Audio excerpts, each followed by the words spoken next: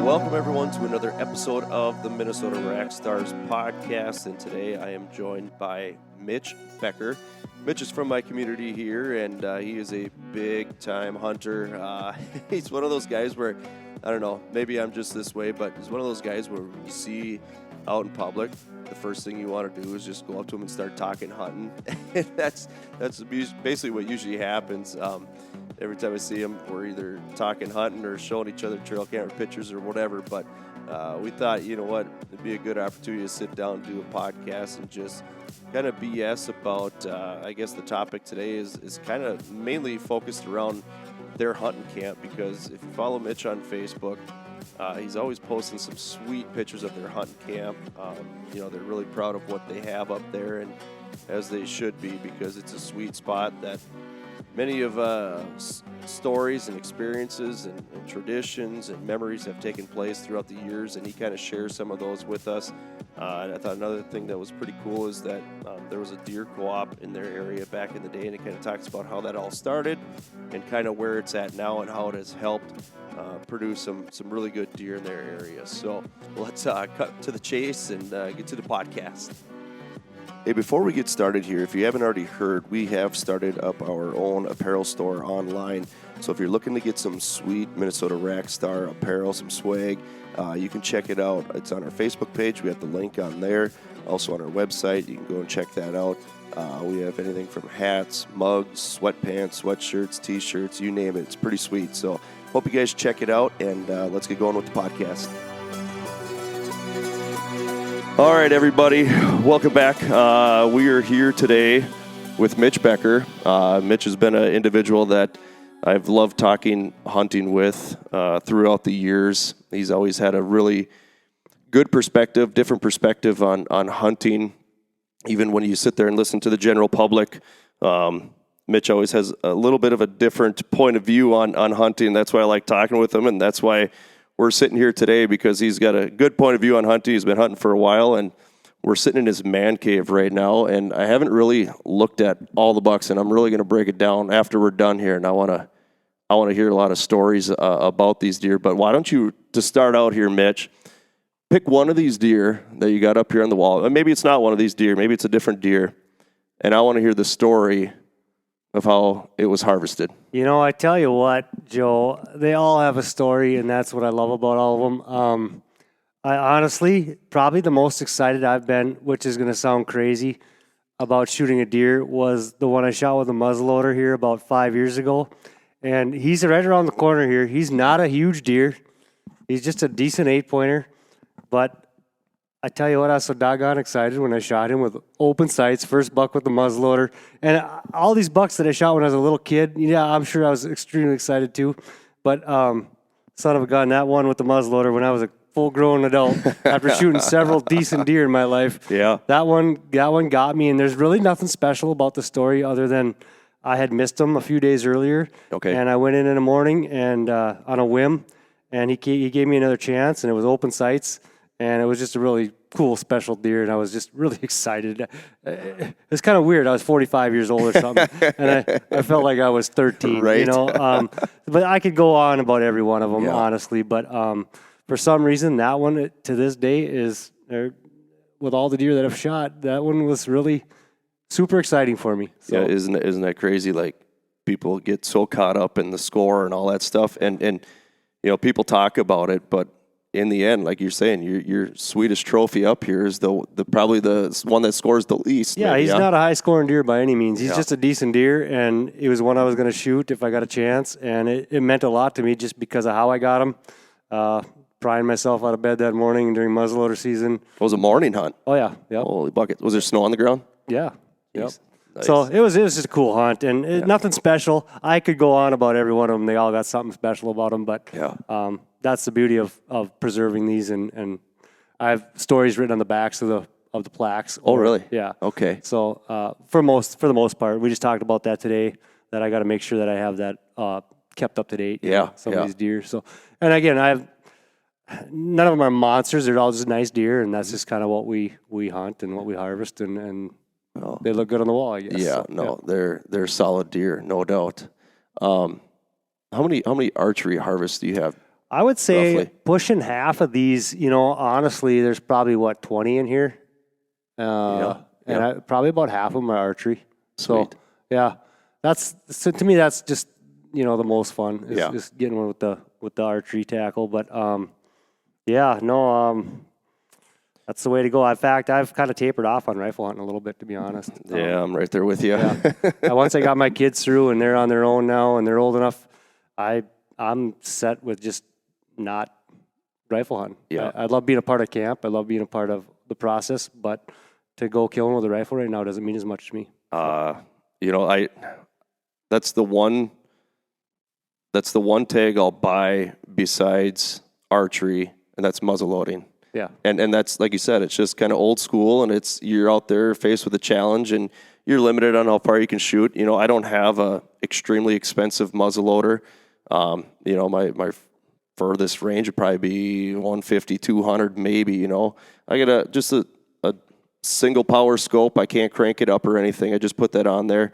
But yeah, I get so excited to go out there and try to harvest a doe with the muzzleloader. Oh. And it just get jacked up. We might get to this later, but doe hunting to me is extremely fun when you decide it's time to go and take a doe with archery or muzzleloader. I mean, that's game on right there. Yep. That's a fun hunt. I think one of the reasons why it's so exciting is because you have a good chance of seeing a doe, so you got a good chance of pulling the trigger. Oh, That gets you fired up. You got everything in place, everything's ready to go. It's just a matter of going out and taking care of business. Yep. Exactly.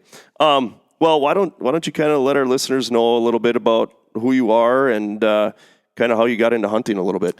I'm just nobody different than you, Joe. I have a ton of friends that are the same as we are.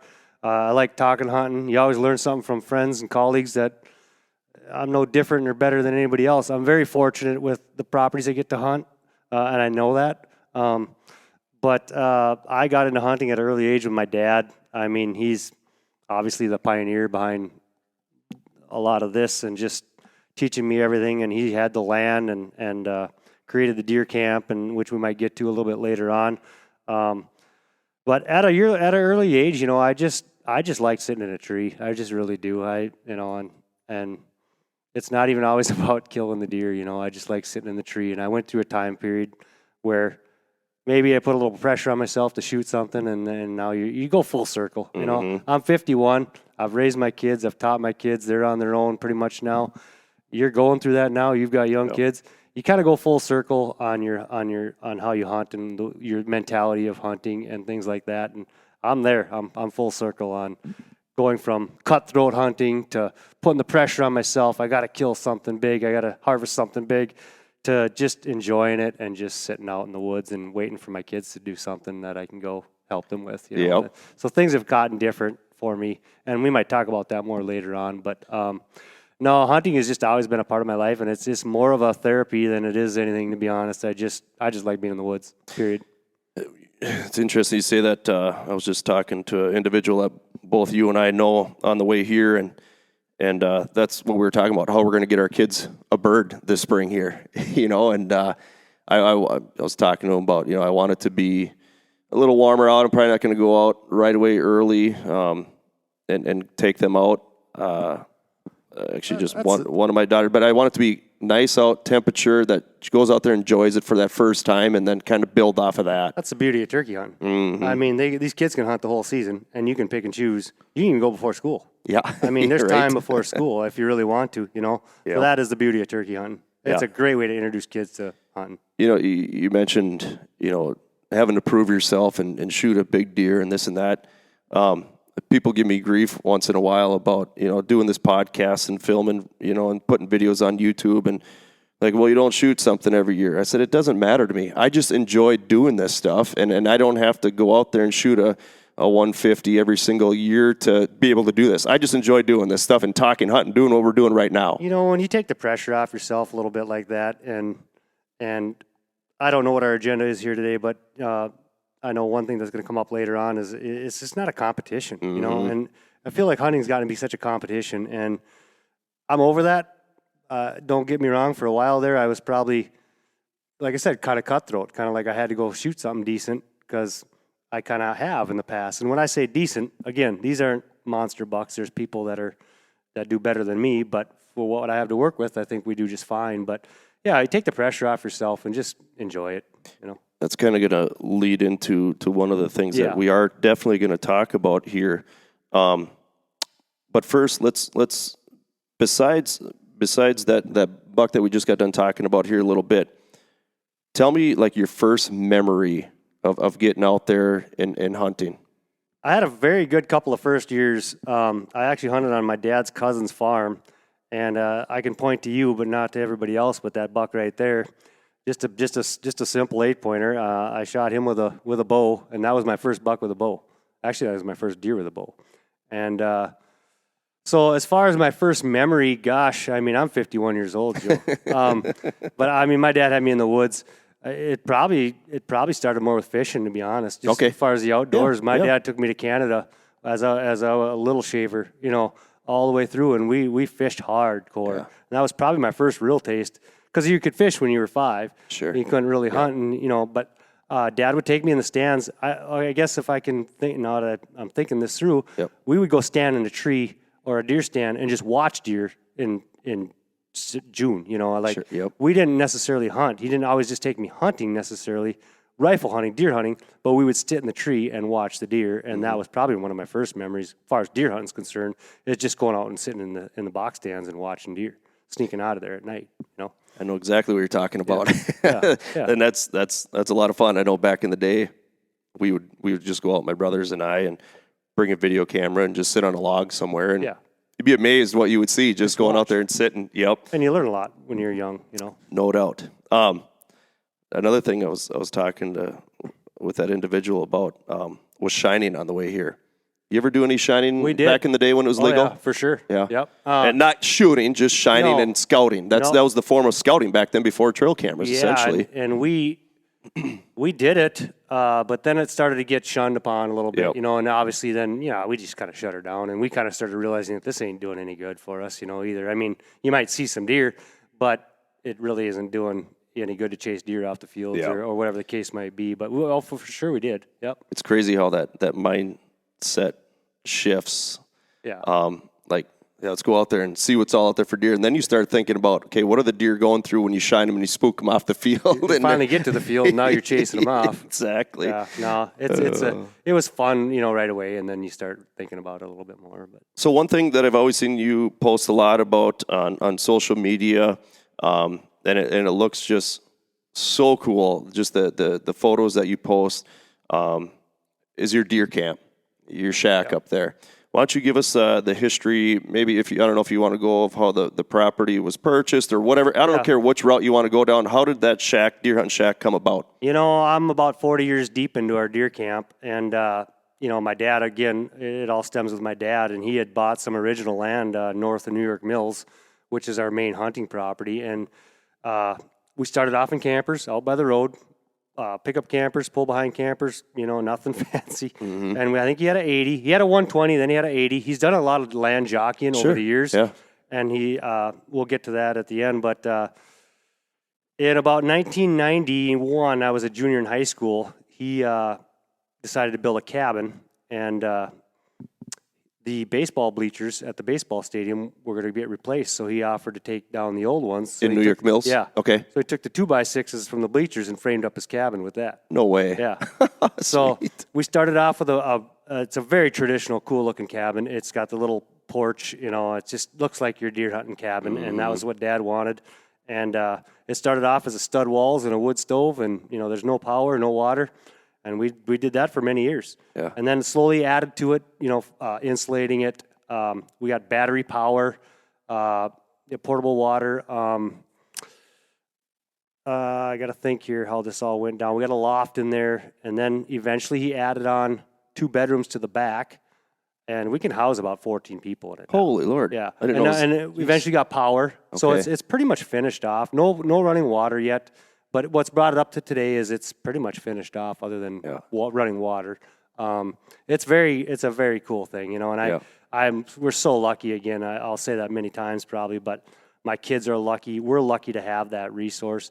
I just feel like deer camp has just always been deer camp, and I think it always will be. Right. And because of my dad and what he built there, and the cabin is in good shape. And it might be there for a long time yet, but at some point, maybe these younger the younger generation of our camp will say, you know what, we're gonna redo something here. But for now, no, it's just a great cabin. So, what are some of the best memories you have inside that camp?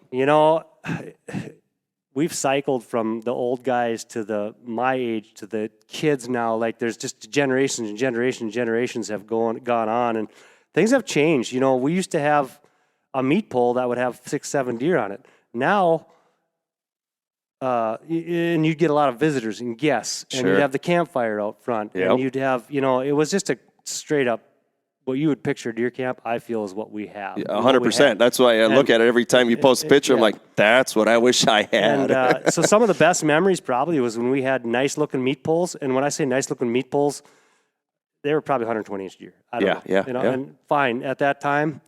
To me, still nice, but at that time, really nice. And you'd get 10 people coming in to see your meat pole, and they'd all be hanging there, and you'd have a few beverages, and you'd have a big supper, and those were the fun times, I thought. And they're still fun, don't get me wrong. Times have just changed a little bit because now we'd take our deer and you'd cut them up at the end of season because it was cold. Right. Now, the 9-day season, you don't really have a full meat pole because you shoot a deer. You got to kind of take care of it a day or two later. It just, things have changed a little bit, but some of my best memories was those times where you had that meat pole where 115-inch deer looked pretty good on a meat pole.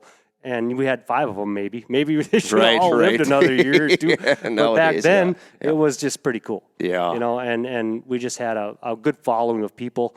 And what's changed a little bit is so many people in that area especially have their own cabins now. They don't really leave and visit other cabins. You kind of stay put. So some of those best memories were just that community kind of coming around. People, we'd even maybe go run over to a couple cabins and see what they shot and just stuff like that. So it was always very good. My Uncle Dave was a big part of our project there, and family, pretty much family.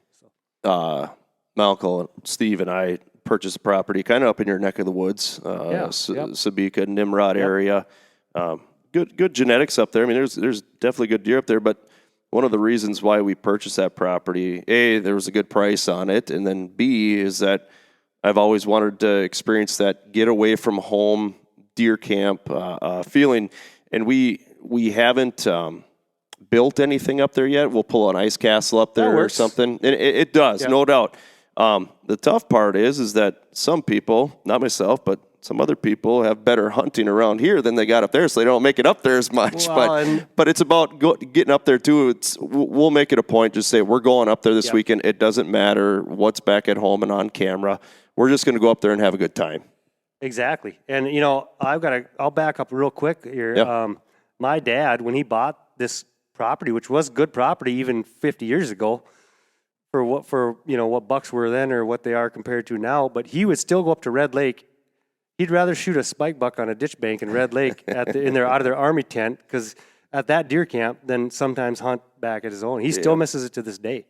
He would love to go up there where the bucks are like nothing. It's crazy. And he just enjoyed that so much more. But that was deer camp to him. And I think that's what a lot of these people out there that maybe kind of shun on hunters a little bit. They don't understand the stories and the memories that are built. It's not always, like you said, about killing things. And some people are out there just trying to kill stuff. But I think the majority of the hunters out there are out there because they enjoy the experience and the memories you're creating and all that stuff. I actually just posted on our Facebook page the other day. I want to say it was about 20 years ago. This picture was taken. We're just standing over the top of this. I think it's 8 or 10 point buck, sitting on the tailgates, having a few beverages and just BSing and telling stories. And I looked back at that picture. I'm like, this is a special picture, and I'm posting it because this is the stuff that I enjoy right here. Exactly. I love to hear the story. I mean, when people come in at camp at night, we don't shoot a lot of deer because everything's got kind of trophy hunting now. And our guys are kind of doing that. Right. They're gonna if they pull the trigger, it's gonna be something they really wanted to pull the trigger on. You hear a shot, something good's happening. So it is. It used to be where you didn't have cell phones and you didn't have all this technology. But you got back to deer camp at night, you didn't know what was coming in. Now you know. That was always. I mean, that's one thing I do miss. Is not having that instant communication. You know, I remember there was a time I was sitting on a hay rack. It was my first stand. It was my stand. You know, first year I hunted out of, I think it was my grandpa's stand. We call it the Church Woods. That's where I sat in there. But the first stand I had was a flatbed hay rack with straw bales in a square, and I sat right in there. One of the most comfortable stands I've ever been in. But anyways, I'm sitting there, and all of a sudden, I see this doe come out, and she stops, and I can't gauge deer yet. You know, I'm 13 years old, whatever. And I see this deer come out, and I'm like, well, it's a fawn, you know, it's a small deer. And I was in a picked cornfield. You know, it wasn't combine. It was an old corn picker. So there were a lot of stalks that were still somewhat high. And I see this deer come out, and I'm like, it's just a fawn. And all of a sudden I see her look back. And I'm like, my uncle's told me if a deer looks back, it could be a buck coming. Right. And all of a sudden I turn around and look, and here comes this, in my mind, giant buck. It was 8-pointer. It scored, 80 inches, whatever. Comes walking over the top of this brush pile, and I just kept telling myself, it's a buck, it's a buck, it's a buck, it's a buck, it's a buck. And I pull up, and I shoot, and the buck immediately drops. And all of a sudden I look over, and it finally clicked that it's a doe. So I'm like, you're going to get one too. So I shoot, and she jumped, I don't know, man. She jumped higher than Anthony Edwards. She jumped up in the air and hit the ground, and she dropped basically right there as well. And I looked over, and I saw the buck's head was still up. Here, I spined it, shot it high. So from where I was at, I let another one rip, and I saw his head go down. So I shot 3 times, and my dad and brother are probably, as the crow flies, probably 200 yards away. And all of a sudden I can see their orange getting out of the tree. I'm like, all right, I'm going to go walk over there and talk to them. Yeah. And I worked my way over there. And my dad, that's the way I think now too, but my dad, first thing, you missed, huh? And I said, no, I got 2 of them. Because you shot multiple times. Yeah, I was just shooting, blasting away. Yeah. But that's the thing, if we would have had a form of communication at that time, it would have been got 2 of them down, whatever. But that was the cool part, the suspense. And that's the way I kind of am. Whether it's shed hunting or, I don't know, anything.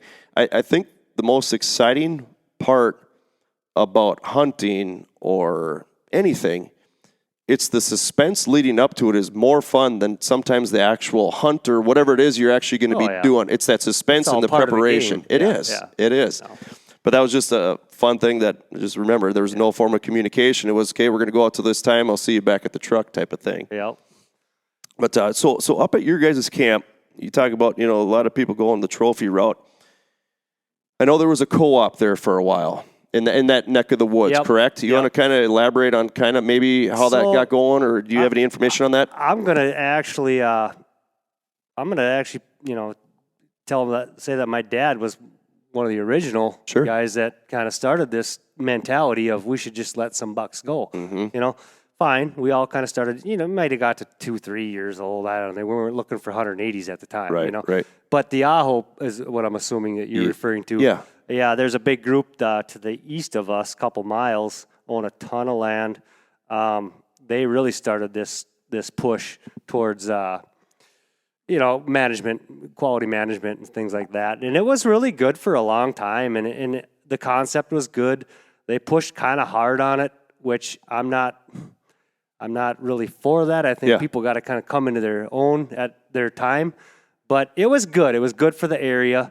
They had banquets that they funded. I mean, it was kind of crazy. Like, they gave away prizes. And so what they did was really good, and I think the area is really good because of it. Mm-hmm. It kind of fell apart. The group kind of split up, and I don't know the real details, so I don't want to say too much, but it still kind of goes on. Sure. But the group kind of split up a little bit, that big family, and they're still family, but they kind of, their values, I think, kind of changed a little bit. And so that does still go on. Our neighbors are really good yet. I mean, we have a good situation. And because of them and because of our current neighbors that are right tight to us, they're not right tight to us. They're a couple miles from us, but still affects the area, We've got good neighbors. It's spilled over, the mentality spilled over. And for the most part, we're going to always have nice bucks to chase because it's a pretty good group effort up there yet that still does that. And north of Perham, north of New York Mills area, and actually Otter Tail County, it's really a mentality up there. So, again, we're lucky because we have pretty good neighbors. We have, it's kind of the mentality, It's one thing that really stuck out, and this is when we talked years back. We would talk about different regulations and this and that, and your approach right away, I was like, man, no, we can do something about this. But the older I get, I understand exactly where you're coming from because we were always talking about, well, does a state do APR? Does it do earn a buck? This and that, and I don't know, maybe your stance has changed on this, maybe it hasn't. But the one thing I remember you always saying was, more than likely the state's not going to change. It's got to be you and the people around you that have to change. You just gotta deal with your neighbors. And when I say big bucks, Joe, I mean, what's a big buck nowadays? We'll maybe talk about that later. Mm-hmm. But I mean, we're just after nice bucks. Mm-hmm. I'd be lying if we're trying to say we're going to raise 180s. Right. Right. We're trying to get them to 4. Yep. We shoot 3-year-olds. Here's my stance a little bit on that is, our old people get older and they don't see very well. And our young kids are coming in. And another thing that I'm going to hopefully touch on later is I'm not going to tell my kids what to shoot and what not to shoot until they decide on their own. Right. So you're going to lose some bucks that way. But the overall mentality in our area is pretty good. Yeah. If a kid shoots a buck to get hooked on deer hunting, I could care less what he shoots, or an old guy is 75 years old, 80 years old out there, he can shoot what he wants. I mean, I'm not saying that, but I could care less what he shoots, Our neighbors are pretty good. Again, we have good habitat. Yeah. So that helps with these bucks getting a year older maybe, just because they got good habitat, things like that. No, we're lucky, and I'll say that 100 times in this podcast. No doubt. That's the thing. I'll talk to people, and they'll want to come up with something for their hunting group or whatever, whether it's, well, they have to be 3 or they have to score X, whatever that is. We've gone those routes. It's hard. Yeah. It's hard to do that. And then all of a sudden one person messes up, and now all of a sudden everybody's mad at that person because they messed up on it. Yeah, you got to pay a fine or a camp fine or something. No, we went that route, and it was just like, we hunt in the woods. I mean, I'm sorry, this isn't TV. Yeah, exactly. You're trying to gauge a deer going through the woods. Right. We don't, very few open field stands where you get time to look at a deer and decide if he's big enough or not, especially if you're 13 or if you're 75 or if you're 50 like me. It's not always that easy, No, I hear you 100%. I think the one thing, like you were talking about, you can't push it on someone to do stuff. What advice would you have for people out there that, maybe you're in an area, kind of like we were talking about earlier on here. So you're in an area where people are kind of doing their own things.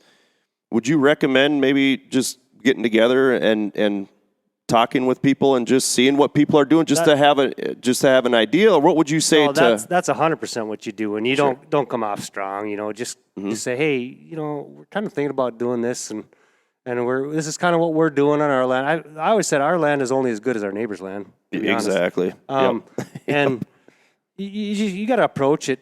You don't want to offend people. You don't want to tell people what to do on their land. I mean, it's their land. They can do what they want on it. But no, we've taken we and the neighbors collaborative, if that's the right word, effort. Yep. It's just been a real good discussion. But yeah, again, kids, old people, women. No offense to women, but girls that are starting out, perhaps, or let them shoot what they want. Yep. You're exactly right, and that's where you gotta. In my mind, you kind of gotta. I don't know. Like you said, just have a discussion about it. Don't go into a situation where we're going to come in and we're going to throw these laws down, and if you like it, take it. If you don't, get out of here. That's going the wrong direction. I mean, look at your kids when raising kids. When you tell them to do something. They have to do something. They're going to fight you a little bit for it. And you're not going to win all the people over. You're just not going to. But if you can win some of them over, if some deer can survive from year to year, that's maybe more than if you didn't make that effort to tell these people, hey, here's the deal. And like you said, older generation is you give them the green light to shoot whatever. You give the younger generation to shoot whatever. spikes are going to get shot every year. Button bucks are going to get shot every year. There's no getting around it. And kind of like we were talking before too.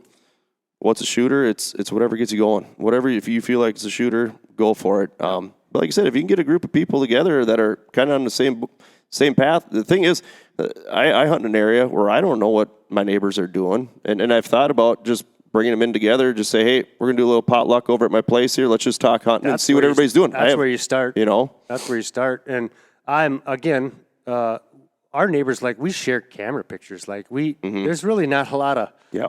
I mean, we're lucky in the sense that we do that. And when I hunt down here in Pierce, it's the same thing. The neighbors that I hunt with, we share. It's an effort together. Like, I don't care if my neighbor shoots it on his land. Good for him. Like, he's sharing pictures with me. I'm sharing pictures with him. Like, let's go get this deer together. Whether it's you or me. And that's why it's called a co-op. If you're going to do like a co-op, either working with your neighbors or you're working against your neighbors. Essentially is what it is. It's so much easier just to try to. And if they disagree or don't get along, at least maybe they'll think about it and in a few years to come, or their kids, or maybe they'll let two go, and that's more than it'll let the year before. Exactly. No, you nailed it. You nailed it right on the head there. So going back to your camp up there, I don't think I asked you this question yet, but what's one tradition that you have up there? It's funny. It's camp has been camp. Everybody has their roles. It used to be a lot of when the old guys have faded off, and I mean, that's just called life. But there used to be a lot of barking and belly aching and bitching, if I can. And, and it was all just for show. Yep. But honestly, as far as major traditions, I mean, the only thing I can really think of is we do take turns cooking. If you're making a wage and you're not in school anymore, your term will be up to cook, and it's certain nights that you get to cook. Nothing really crazy tradition-wise as far as that goes, other than just your band. Like I said, everybody kind of has their roles and knows what's going on, and nothing super traditional other than we take our turns cooking and things like that. So. How about when you guys shoot a deer, are you eating back straps that night, or are you waiting? We have. Yep. But there again, is it cold out? Is it warm out? Are we taking the hide off? Are we going to do it? But we have, but nothing major as far as that goes. I'll be completely honest. No, just kind of a standard regimen. Yep. So what do you usually do with your venison? I spend a lot of money on processing. Sure. My family in particular shoots a lot of deer, and we eat a lot of deer. Yep. And in fact, that's mostly what we eat. So our burgers, we mix with a third beef, and it goes to RJ's or Thielen's, and I get pound packages wrapped. We do a ton of, I make my own jerky. That's good. We do a ton of summer sausage. We do a ton of country sausage. Venison bacon actually gets made up in Perham, Minnesota. You kind of have your own spots for your own stuff, Yep. I do a lot local here with RJ's and Thielen's. They do a great job. Yep. I try to mix it up, but we do spend a lot of money on processing. Sure. But I got 3 boys, and Brenda loves venison. She cooks with venison. And one year we shot 9 deer, our family. And there was none left at the end of the year. It goes. And when I make 10 pounds of jerky at a time and I put that on the counter with 3 boys in the house, or if I'm shipping it off to wherever they are now. Yep. I mean, what do you get out of a doe? 20, 30 pounds of scraps? Yeah. 10 pounds of jerky is gone in 4 days. People don't know how fast, stuff can go. But no, we do a lot of processing. It just tastes so good. The sticks, the country sausage, just all that good stuff.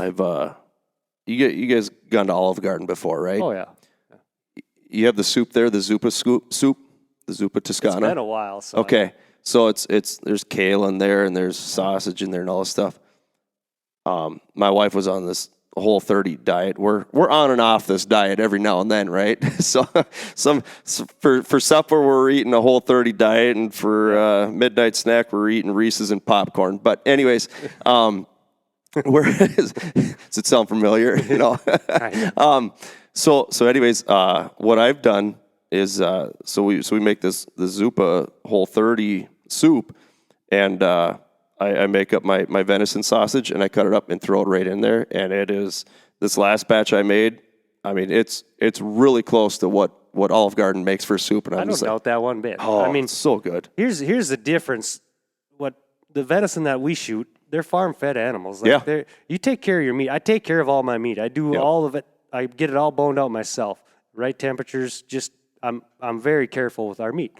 We've not had a bad venison ever. And like I said, Brenda, when she has to cook with beef sometimes, sorry farmers, it's like a little too greasy for her to work with sometimes. Yeah. We mix it with a third beef, but gosh, I mean, I'm lucky. Like our lasagnas, our spaghettis, our chilies, it's all venison burger. Love it. And that's what you're going to get when you come to my house, pretty much. So. The reason why I'm asking you is because tomorrow we're making venison. I think I told you that. So, back in the day, it was just straight sausage, venison sausage. That was it. And then all of a sudden, it's like, can we eat something else than just sausage? So I've kind of branched out a little bit. And like you said, I keep just straight ground up venison for the lasagnas and spaghettis and jerky. I actually just made some jerky the other day, and my girls, they're 3 and 7, I think it is. And the littlest one, she's like, Dad, I got more jerky, or no, turkey. She's turkey. It's jerky, not turkey. But they're just gobbling it up right now. When you make your jerky, how do you make it? Do you slice it? Do you grind it and then run it through the gun, or what are you doing? I'm a meat. That's meat. I slice it. Sure. I have a slicer and I have a dehydrator is what I do mine in, and it tastes fine. I don't get any complaints, and it's like $2 or $3 per 10 pounds if you get them seasonings from RJ's. Yep. You can't. For 10 pounds of jerky for $3, you can't. No, you can't go wrong there, and that's one of the reasons why I like kind of doing our own. It's because it saves a lot of money doing it. But you got to have, the thing is, we have a good group of guys that always get together, so you're helping everybody. That's cool. And get through with That's it. part of deer camp. It is. I mean, it's one thing I don't have is I wish I would have maybe 10 years ago I would have started that with my boys. Yep. But again, we spend a lot of money on processing. Right. But that's just the way it is, I guess, and it's really good. It's cool because we still have the old stuffer that we used back when my grandparents were still alive and all that stuff. It's cool. I mean, you grab that handle, and how many people have worked with that? I try to stay away from it. Actually, my plan tomorrow is to bring all this equipment out there, and I'll do a podcast while they're making the sausage. Well, and that's cool, and that's all part of it, what we're talking about. It is. And the one thing I will say that's a little bit different maybe with how we do things is our deer are our deer. Like, we don't mix it with my dad's deer. We don't mix it with my uncle's deer. Like, a lot of groups will combine all their deer and then make those batches. Right. I take care of my own deer. My dad takes care of his own deer. My uncle takes care of his own deer. So we don't really have that big batch of stuff to do something together. So no, that's good. Yep, that's exactly what we do too. Because I don't trust my brother half the time. I'm just kidding, Mark. Yeah, no, I get it. No, it's fun. Like you said, it's part of deer camp, and we look forward to it. It's just it's a good day. Who's got time to be around? Yep. But yeah, I'm looking forward to it. We're actually going to South Dakota this next weekend here, turkey hunting. A couple of my uncles, maybe my brother-in-law, and myself. And, I got to get some jerky rolling for that. So it always helps make the trip go by a little faster. That's what it's for. You bet. Food and... So I hear you get this little talent that you were telling me about that you don't always use crosshairs in the open sights to shoot your deer. Oh, no, you misunderstood me. No, What's going on there? I think you misunderstood me on that one. I was looking at your notes, and I just meant I think I can talk. I can shoot from the hip. Okay. I was kind of questioning let's about hear that. No, that was it. I was just saying I can talk about this. I thought there was some miscommunication there, but I was like, holy Lord, he's shooting from the hip. A little bit too. No. I'm pretty. Oh, shoot. I have a hard enough time shooting with the crosshairs. Love it. I love it. So as we're winding down here towards the tail end, I want to hear something throughout the years that has kind of, I don't know, maybe frustrated you or a pet peeve of yours when it comes to hunting. You can go anywhere on this one here. That's kind of easy to me, I think. Probably the biggest one is I have a few things that bother me, but one I already talked about. I think deer hunting's just becoming a competition, and I don't think it should be a competition. Yep. The other thing is the thing I hate to hear the most is when people say, "If I don't shoot that buck, my neighbor's going to shoot." Oh Lord!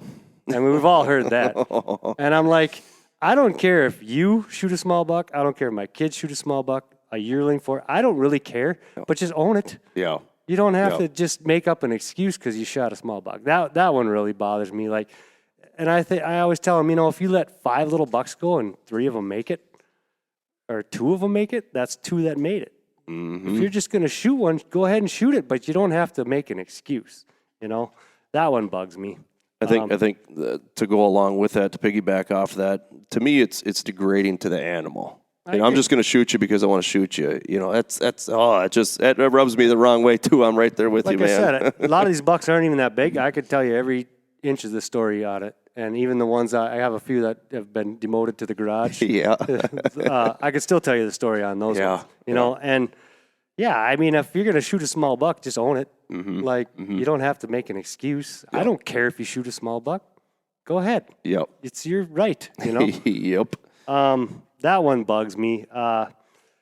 As we talked about a little bit earlier, I feel strongly about letting these kids and old people just do what they want until they figure it out themselves. I hear people just putting regulations on their 13-year-old kids, and I'm like, we need all the help we can get in this sport / hobby. We need these kids to be hooked, and you got to hook them before you tell them what to shoot or advise them what we're trying to do here, in my opinion.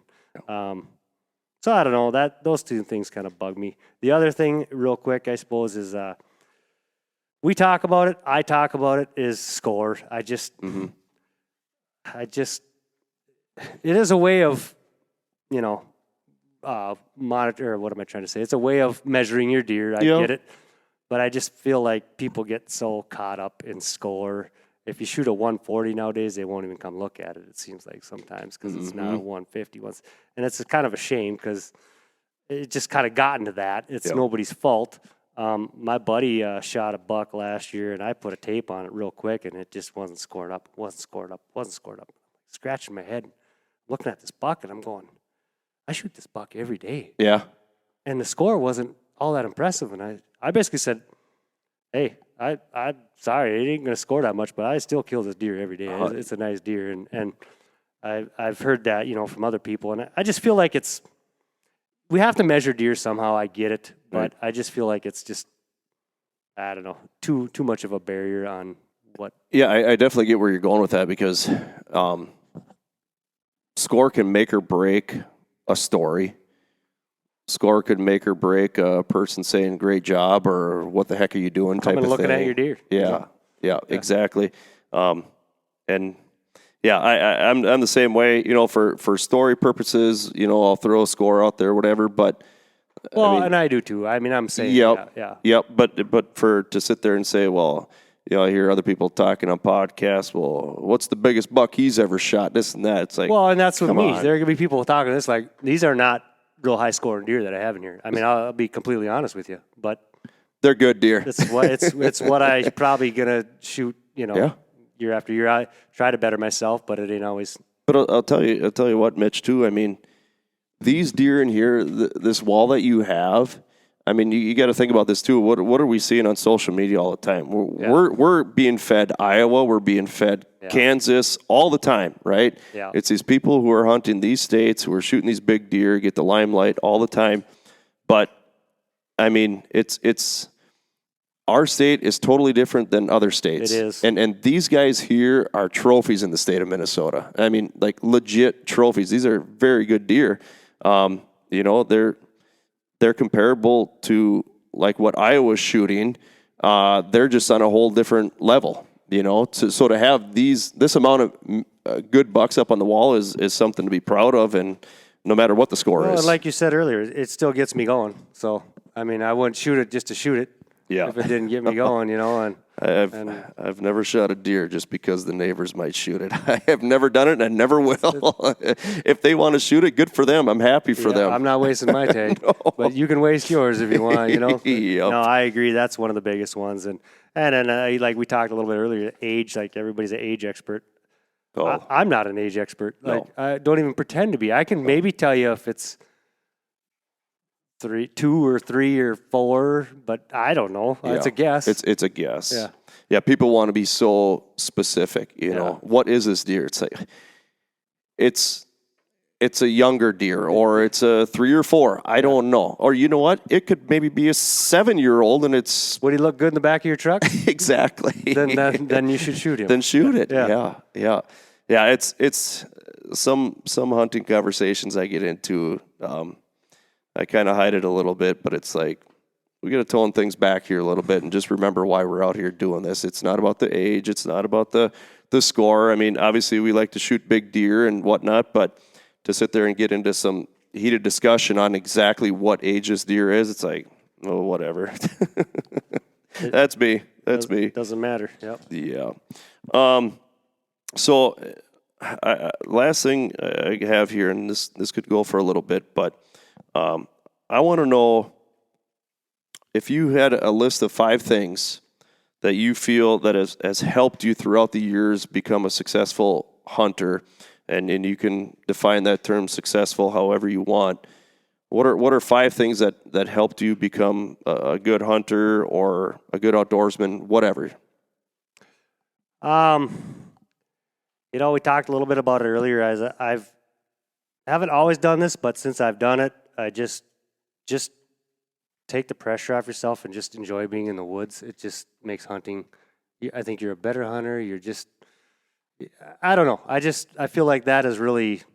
I don't have to shoot a big deer. I don't have to shoot a deer every year. I just take the pressure off yourself. Just enjoy sitting out in the woods. And I think kids, with the hustle and bustle nowadays and technology, they don't really enjoy that. Just getting out in the woods and just relaxing. Good things will happen if you just spend time in the woods. So that's like a mentality thing, I guess. As far as more of a physical thing, I'm gonna stop you here before you go on to your next one here. You talk about relaxing and taking the pressure off. Do you think deer can sense that? Because for me, whenever I go out and I'm like, you know what, I don't care. That's usually when I see, like, for some reason, a good deer or a lot more deer. It's when I'm tense and I'm out there is usually when I don't see a whole lot. Do you think they can sense that at all? I don't know. Because there's some clothing out there that supposedly takes away right. some of your vibes that the deer feel. Yeah, you're right. I don't know. I think I've had good luck when I'm just enjoying it instead of worrying about killing something. Yeah. Good question. I don't know, Joe. Maybe, critters can sense things. If I had to think of another thing, more of a physical thing, since with raising 3 boys and growing, teaching them how to hunt and all that stuff, just to me, I became a better hunter when I just got super organized. Sure. And it sounds silly, but I tell you what, I feel like I am over the top organized. Okay. And honestly, I think it really helps because you don't have to stress out about where things are. I bring a backpack into the woods every time now because if 8 out of 10 deer you shoot with a bow, you almost see them go down nowadays with the equipment nowadays. Well, I'm not going to come back out, get all my stuff. Right. Yeah, I got it all with me. And I just think being organized, especially if you're bringing kids up, if you want to be better hunters and have your kids be better hunters, if you are organized, it is just half the battle. You're not scrambling looking for stuff. You're not at the truck forgetting your something, your license, whatever the case might be. I felt I did a really good job of being organized. I bought it. The best thing I ever bought in my life was an enclosed trailer, and all our hunting stuff was right there. Sure. All 3 boys' totes, all 3 boys' bows, all 3, and that stayed scent free. It stayed away from everything. And when we had to go hunting, we got dressed in the trailer.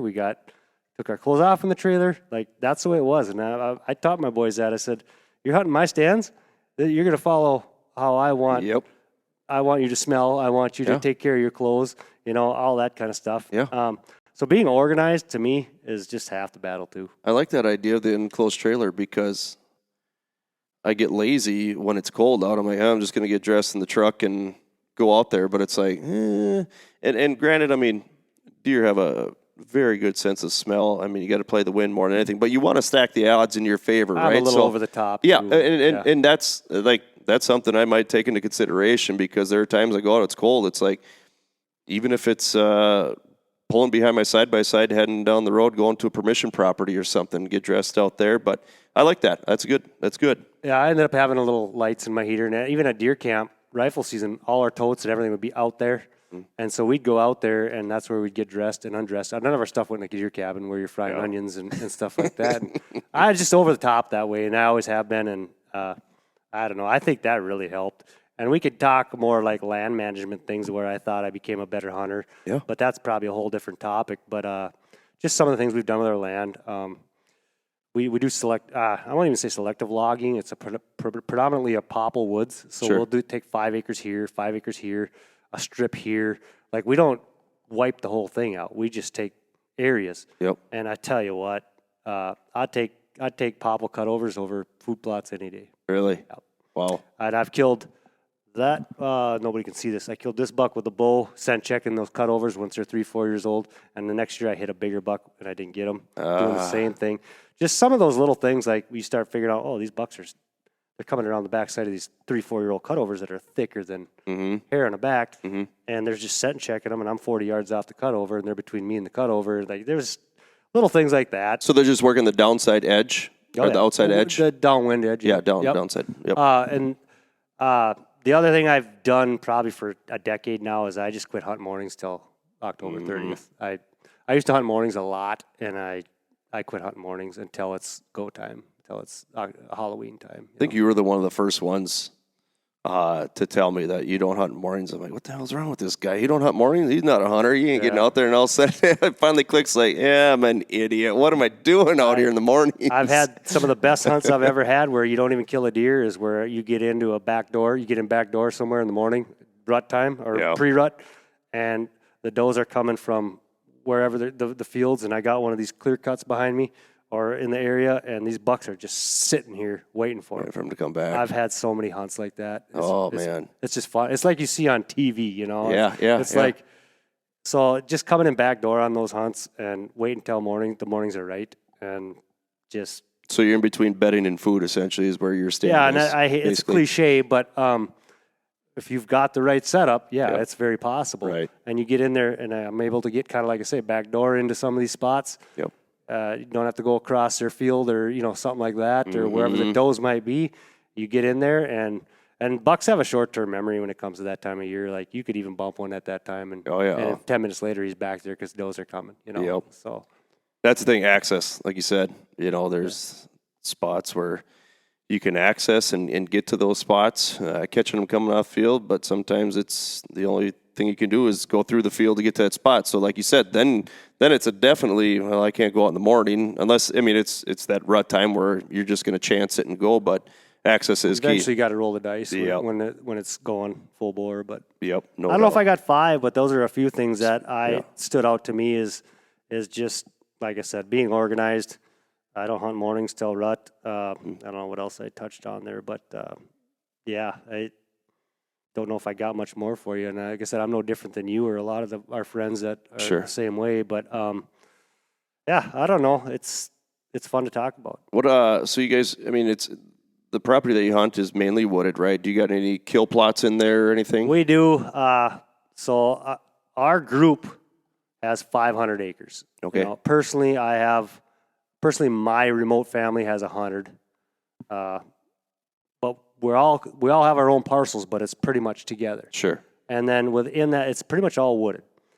But we do have a 9-acre and 3-4 acre food plots that are kind of centrally located. Okay. So they're good. Yeah, they're good. They're useful, no doubt about it. And call them kill plots or whatever you want to call them. But no, it's pretty clutch having them. So that's sweet. Beans, I don't know, alfalfa. If you can get alfalfa in, is the best in my opinion. Clover. Alfalfa is good if you can grow it. You got. Yeah, it takes a farmer to grow it. It does. Yeah. It does. 100%. No, I've seen alfalfa work wonders numerous times. Early season, late season, winter, off season, you name it. They need it. I thought it was interesting today. So what is today? Today is April 5th. We just had a snowstorm. This last few days ago? Yeah. So, as I was talking to a buddy here on the way here, he goes, you should be FaceTiming me right now. Is a deer right outside his window walking, and there's snow in the background or whatever, and there's about 7 deer come right by his window of his house. And where are they? They go on the south side of his house where the grass is starting to turn green a little bit. Oh, sure. And they're sitting there eating his green grass right there. Yeah. That shows you need a mixture of grains and greens and all that stuff, because especially right now, those deer are looking for something. green to get back on their feet again for the most part. And that's where they were headed. So, yeah, I guess that's kind of all I have for you. Is there anything you want to leave our listeners with? This was fun, Joe. I'm glad you came out. This was fun. I love talking about it. Yeah. Turkey hunting's in a couple weeks now, and that's going to be the next thing, and then food plots and all that good stuff. So, I appreciate it. It was a good time. This is kind of that transition time where all of a sudden the storm's just about ready to hit here. Give me 50-degree temperatures. I know. It's coming. It's coming, man.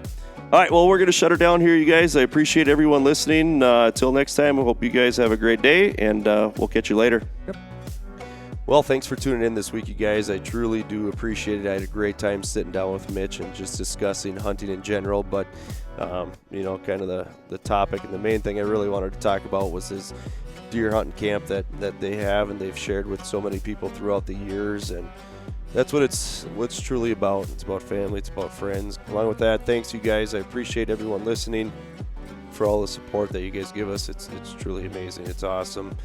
And then also our partners, Arctic Shield, Domain Outdoor, J&R Outdoors, Skullcraft, The Fish Guide, Tacticam, and Fourth Arrow Camera Arms. Once again, you guys, I appreciate it. Thanks for listening. Until next time, take care.